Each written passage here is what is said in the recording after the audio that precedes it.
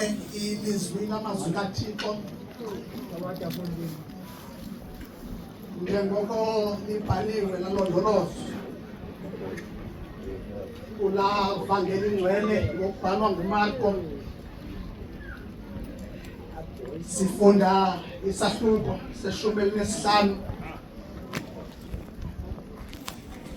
ivesi yona ngama-34. Phansi kwamazwi afundeka ngoluhlobo. Ngalo ilixa lesithoba wadanduluka uYesu ngelizwi elikhulu esithi, Eloi, Eloi, lama sabakthani. Oko ukuthi ngentetho evakalayo, Thixo wami, undishiya ngani? Wangake uThixo oziqhuzithathwe nguThixo mnye. uThixo yise, uThixo nyani, uThixo moya oyingcwele. Akakusikelele ukufunda kwelizwi lakhe ngoku nangonaphakade. Amen. Amen.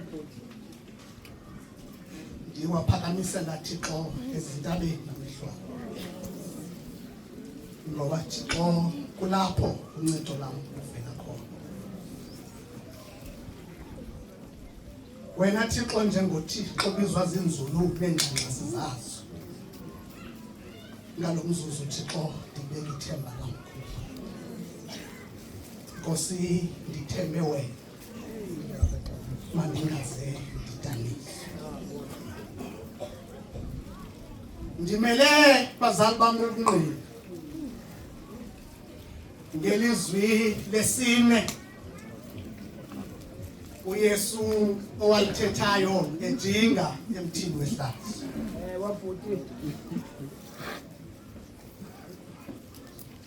Lilo lodwa mongameli elizwi elingumbuzo kuyo yonke lamazwi asixhenxe. Amanye lamathandathu zistatements. Kodwa ilizwi ngumbuzo. Thixo wami, undishiya ngani?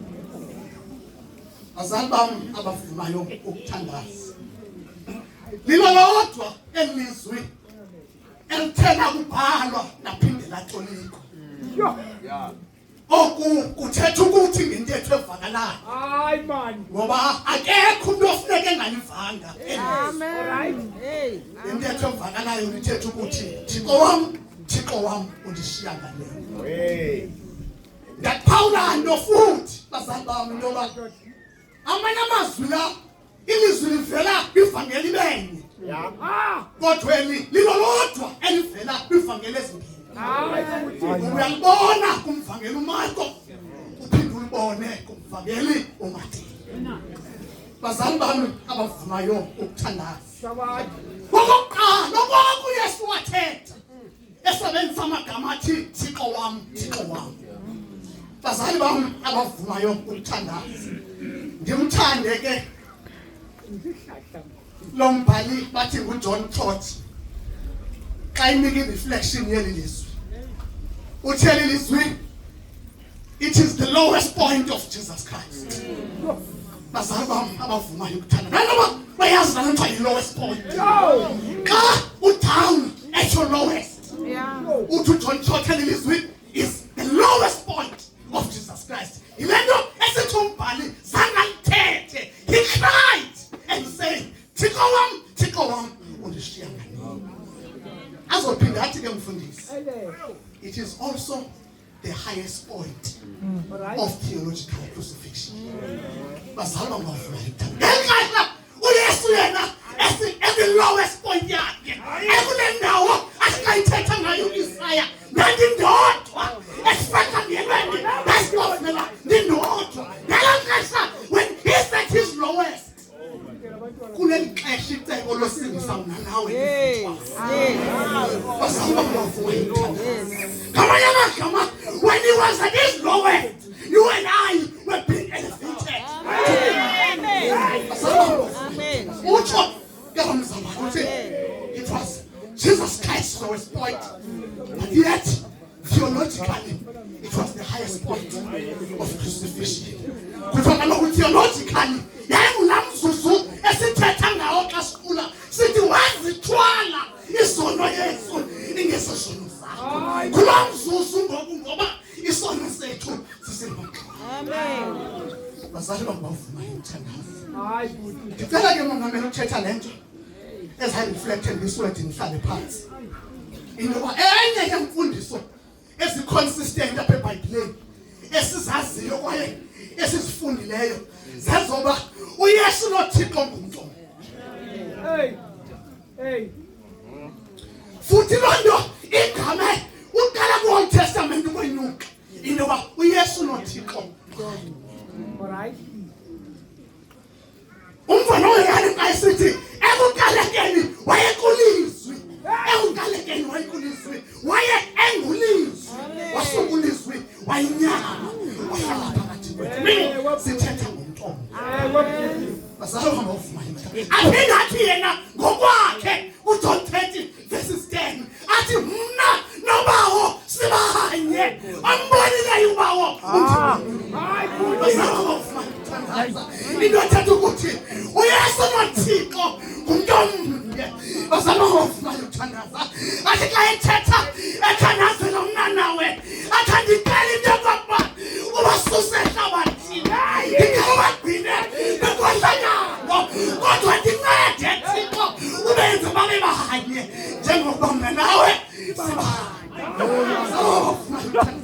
Indothatha ukuthi uYesu noThixo ngumntomnye. Indiphinda ke lento la paradox intoba how does God live oneself? Uzishenza uThixo ngokwakhe. Basalo uvuma imthandazo. Indiphinda lonto. Basalo uvuma imthandazo. Indiphinda noba uzishiya njani uThixo. Ithi futhi le theology engikayifunda fundisa i-concept yesiGrika ethiwa i-homoousios. Basalo uvuma imthandazo. Le theology ithi God is coexisting with Jesus as one. Basalo uvuma umthandazo. They are inseparable. Man. Into the concept was Greek. Ngokuba saba indiphithi ntoba kanjani bashiyane kodwa bangumntomnye. Andincede ke ulive Anderson xa esithi uThixo zangamshiyeli uYesu. Kodwa Jesus became a divine substitute so that he takes our position. We take his position. So xa uThixo ashiya uYesu ushiya a substitute, not isiqu sakhe sesithathu. Basalo uvuma imthandazo. Utsho lo mzalwane uthi bawubhele kwalanguage yenu yamagqwetha. He was being a surety, meaning amanyala ethu ngoku aphezu kwakhe as a surety. Hayi bathi uThixo kashiya uYesu as a son of God. Ushiya uYesu as a surety. Basalo bangavuma imthandazo. Hayi banjike ke ngombuzo uthi why is it this moment that is so painful to Jesus? Kutheni lento lomzuzu ubuhlungu kangaka kuYesu? uYesu uthi umongameli uba uqale Gethsemane kuthiwa wayekhathazekile ukulila kwakhe kwanga ngamachapha segazi esiwe emhlabeni kodwa he did not cry. Umongameli ushilwa wayibethwa kubuye inyama nenhlonze kodwa he did not cry. Ngifuna ukuzibona ngoku kutheni ulila ngalomzuzu. Why is this moment so painful? And I city it's because the main important thing was the relationship with God. All right. That main important. Okay. Is never nyamezela. God never nyamezela. Who might become in the capacity as a surety. It had to be keep the main thing. The main thing. He made sure he knew the main thing is the main thing. The main thing. What I never I mean, the